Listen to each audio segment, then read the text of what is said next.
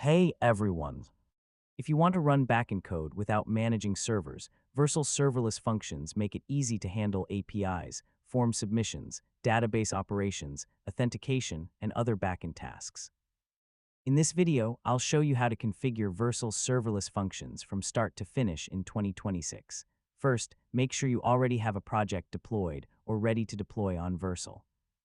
Serverless functions work alongside your front-end application and can be deployed within the same project. Inside the functions directory, create a new function file.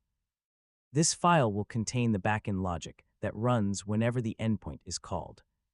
For example, you can create functions to process form submissions, connect to databases, send emails, verify authentication, or interact with third-party APIs.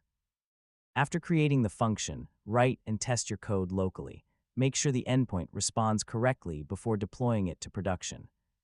If your function requires API keys, database credentials, or secret tokens, add them as environment variables instead of placing sensitive information directly in your source code.